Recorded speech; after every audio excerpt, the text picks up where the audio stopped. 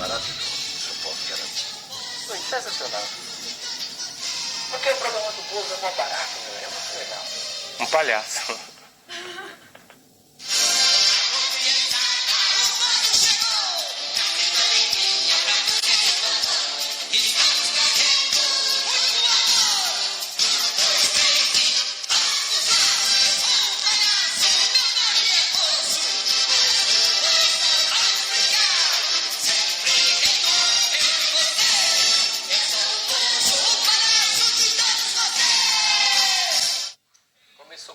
Quando eu era criança, recém-nascido, 1, 2, 3, 4 anos de idade, o Bozo ele tinha longa duração no SBT, que na época era TVS. Então ia das 8 da manhã até 4, 5, 6 da tarde, sei lá, ia o dia todo. A minha mãe, como era uma dona de casa comum brasileira, precisava cuidar da casa, fazer almoço, lavar roupa e tal. Ela pegava eu tava na cadeirinha do bebê lá, 1, 2 anos, sei.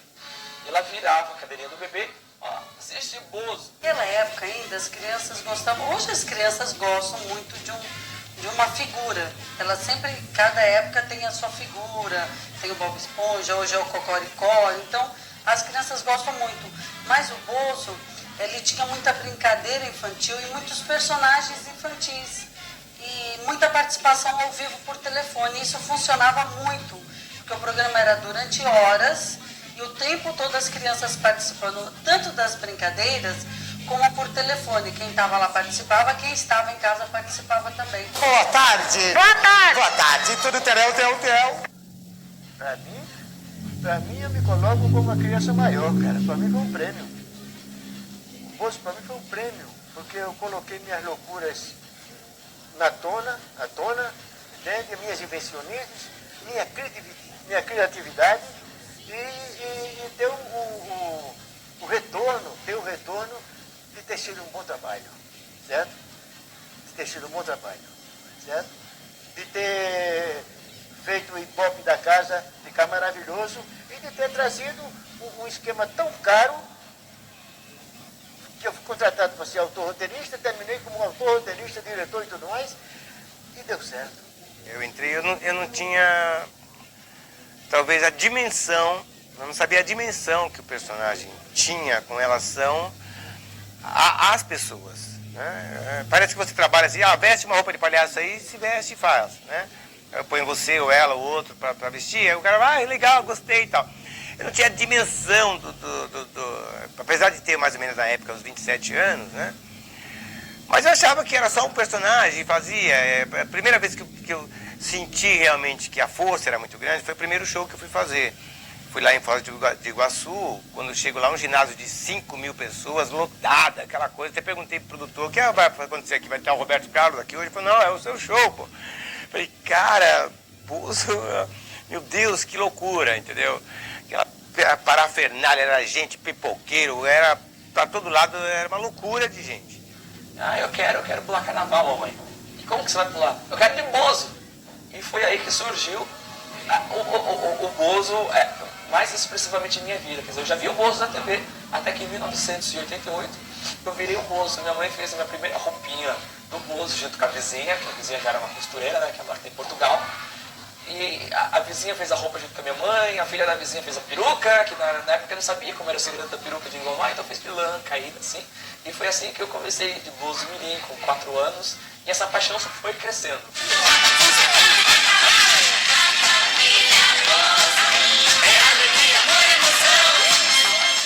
Aí fui crescendo, eu comecei a animar minhas próprias festas, né? Com 10 anos de idade eu animava minhas festas vestido de Bozo e tal. E aí foi crescente, até que comecei a fazer teatro na adolescência. O circo teatro, que era um espetáculo dividido em 2 partes. A primeira parte era número de acrobacia, malabarismo, equilibrismo, entradas cômicas com os palhaços e até números de canto também. E a segunda parte do espetáculo era as peças, a apresentação das peças teatrais. Esse era um espetáculo do circo teatro, do qual foi minha vida, foi quando eu comecei, porque eu nasci no circo teatro. Filho de família tradicional circense. E meus pais, claro, eram artistas do circo teatro. foi onde eu me conheci como gente, no circo teatro. E hoje dá muita saudade, porque praticamente não existe mais. E grandes artistas vieram do circo teatro. Marília, Dedé Santana e tantos outros. Isso era a ocasião do circo teatro. Foi onde eu me criei, fiz de acrobacia, malabarismo e o atorzinho do circo teatro. Já desde que o papel de criança era comigo mesmo. Eu tenho um amigo meu que na época, o maestro, ele tinha muitas bandas em vários programas, do Bolinha, do Raul Gil, e no Bozo, antigamente tinha a banda Bozo. Como ele tinha muitos programas, acabou não tendo um músico para segurar no Bozo. Ele precisava de um baixista. Ele me ligou, mas o que você está fazendo? Eu falei, tô fazendo showzinhos aqui, ali. Aí ele, pô, você não quer ir lá tocar na banda do Bozo? Eu falei, bicho, mas eu não toco nada, né, bicho? Tudo bem, não precisa você tocar. Você vai pra lá e só finge que tá tocando. Eu falei, como assim, bicho? Precisa de você amanhã lá, bicho. E nessa daí foi que pintou teste de fazer Bozo, lá no SBT. Novos Bozo, né? E eu peguei e fui fazer o teste. Nessa época era muito amigo do Arlindo Barreto. O Arlindo Barreto foi um outro Bozo também. E aí eu falei, puta, bicho, a ver se dá um jeito aí, porque os caras não querem me deixar fazer teste, não sei o quê, porque eles querem somente palhaços que trabalham em circo. E eu na época eu fazia festa, não fazia circo, fazia só aniversário e tal. Aí eu sei que ele batalhou lá na cabeça do diretor, o diretor, ó, vamos, vai, tudo bem, fez o teste. Fiz o teste, mas fiquei mais ou menos uns 2 meses continuando na banda Bozo, sem entrar pro Bozo. Colocaram outros que tinham feito o teste, na realidade porque trabalhavam em circo, né?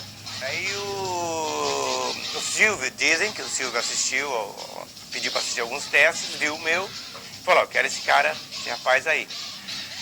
Bem, aí fui, fiquei uma semana, apesar que já tinha assistido, conhecido muito o Bozo, via todo dia e tal, mas não parei para poder observar o que eles queriam. Aí ficava uma pessoa do meu lado, tá vendo? Isso aqui, passando as coordenadas, né? Depois de uma semana estreiei, claro que tremendo, mas foi lindo, entendeu? Curti muito, e de lá pra cá, fiquei 3 anos lá, né? E aí eu brincava com o Silvio, porque às vezes ele estava cansado, estressado, porque ele não era ali só apresentador, ele era um empresário. E eu falava, você vai entrar assim, com essa cara, bravo, sorria, e contava uma piada. Ele começava a rir, eu falava, tá vendo, eu sou uma palhaça, um dia eu não vou perder emprego, você pode me dar emprego de palhaço. Eu dei ideia para ele. Me puseram no bolso. Então eu gostei primeiro, porque eu gosto de televisão, adoro fazer televisão, mas na época eu gostei mesmo por causa do dinheiro que aumentava. Era uma experiência como atriz, porque ali eu entrei como atriz, com um personagem, e eu adorei. Na hora que eu cheguei, foi muito difícil, porque eu não conhecia nada, eu nunca tinha atuado, e eu tive que aprender tudo. O Silvio contratou o criador do personagem Bozo, que era um sucesso nos Estados Unidos. E ele contratou Larry Harlow e o trouxe ao Brasil para ele fazer a montagem do Bozo aqui no Brasil. Aí começou a seleção, coisa e tal, e por indicação falaram, olha, o Gino já foi palhaço de circo, e ele está na ativa aí, no humor, coisa e tal, aí me chamaram. O americano quis fazer um teste, eu não gosto muito de teste, mas abri a sessão e fiz o teste e ele aprovou na hora. Porque era fácil para mim, né? Palhaço. Aí ele falou que, no caso, eu ia ser um papudo. Um papai papudo. Que eu abracei com todo o coração. E depois, quando chegou a estreia, foi aquele estouro. Foi um estouro sensacional. Era o Bozo, o Salsifufu, a Vovó Mafalda e o Papudo. Foi cansativo, porque eu chegava lá, eu tomava 4 conduções, porque não dava para ir de carro todo dia, de São Caetano. Ônibus, trem, metrô e ônibus. Chegava lá às 6 horas da manhã, fazia aquela maquiagem toda e ficava até às 18 horas. Nesse interim do programa, eu tinha que ficar de flor para ser telemoça do Silvio Santos, auxiliar de palco. do Silvio, eu fazia vários programas na casa, então era uma loucura, mas foi maravilhoso, assim, eu aprendi muita coisa. Foi um susto, foi maravilhoso, né? Fez crescer bastante, mas como atriz que me ajudou depois para fazer um filme, um pouquinho, né? A minha função no Bozo, inicialmente, foi autor-roteirista. Silvio Santos me chamou para ser autor-roteirista porque, segundo informações, ele achava que eu era o único no momento que podia pegar o Bozo aqui no Brasil. Meia hora, montei tudo, com orquestra, com tudo, todo mundo vibrando. Aí quando bateu para gravar a abertura do Bozo, foi em cima, tranquilo, lindo demais. Aí teve que parar a gravação. Alguns colegas me pegaram como que pega um jogador de futebol e fomos para o bar tomar um uísque, certo? Entende? E aí, quando voltamos ao teatro, o assessor do Silvio, o Elmante, diretor artístico naquela época, falou: Emanuel, o Silvio mandou dizer que já sabe quem é o diretor do Bozo. Eu digo: ótimo, isso é você. Ele falou: ok, vamos em frente. Então, o Palhaço Braguinha começou em 2002, quando eu estava aqui em Bragança Paulista. O nome da cidade era Bragança, eu criei Braguinha, que é o filho da cidade. Então, esse personagem tem que ter nome sobre nome. Bozo era Bozo, Bozoca, né, de pop. E como que o Braguinha vai se chamar? O Braguinha pode se chamar Braguinha cabelo de batatinha. Pô, que legal, Braguinha cabelo de batatinha. Então, o cabelo dele tem que ser como de batatinha, né? Então, onde que veio o Braguinha? O Braguinha vem da Braguilândia. Então, pô, o Braguinha vem da Braguilândia. É um lugar onde todo mundo vive sempre sorrindo. O Braguinha é heterossexual, ele gosta de mulher. Ele tem uma namoradinha. Quem é a namoradinha do Braguinha? É a Braguininha. Ele tem amiguinhos, tem um amiguinho, que é o garoto maroto. Então tem personagens. Tem o Sapo Sapato, que é do mal, e o Carlito Pirulito, que é do bem. Os personagens. Então o Braguinha tem uma turma toda, que é a Braguininha, o garoto maroto, Carlito Pirulito, o Sapo Sapato. E este daqui é o Palhaço Braguinha, cabelo de batatinha, o seu coleguinha, cuja grande inspiração da minha vida foi o Palhaço Bozo, Palhaço de Pessoas Felizes. Então o Bozo mesmo agora, 20 anos depois, sai da mídia, ainda dá frutos. Um dos frutos do Palhaço Bozo é o Palhaço Braguinha, seu coleguinha, o personagem. Ali, o personagem do Bozo, eu admirava ele, porque é um trabalho tão rico. Eu falo que o trabalho de todos os palhaços, no caso, que tem os palhaços, alguém que usa uma máscara, né? Que se maquia e faz um personagem para as crianças, ele é o rei, conseguir fazer as crianças rirem. É coisa, às vezes é tão fácil, mas se a gente pensar que é tão fácil, é tão difícil, eu via aquelas crianças rindo, se divertindo, eu ficava admirada com o Bozo, né? Então, quando eu estava ali com o Bozo, eu não vi o personagem, eu não vi o amigo que eu tinha, que podia ser ou o Luiz, ou o Teto, qualquer um deles. Para mim era o Bozo, é engraçado, eu não distinguia um do outro. Era o Bozo. Então eu achava ele, eu acho até hoje, foi um ícone e um ídolo, assim, que conseguia fazer as crianças rirem na mais pura gargalhada e sutileza. Então é uma admiração pelo Bozo. Foi sim, foi uma excelente criação. Inclusive, foi um palhaço diferente, né? Porque ele deixava mais a palhaçada para a família dele, a família Bozo, né? Que era o Papudo, a Mafalda e o Salsifufu, fazia as atrapalhadas todas. E ele era mais um intermediário. Então era um palhaço diferente. Era um clown.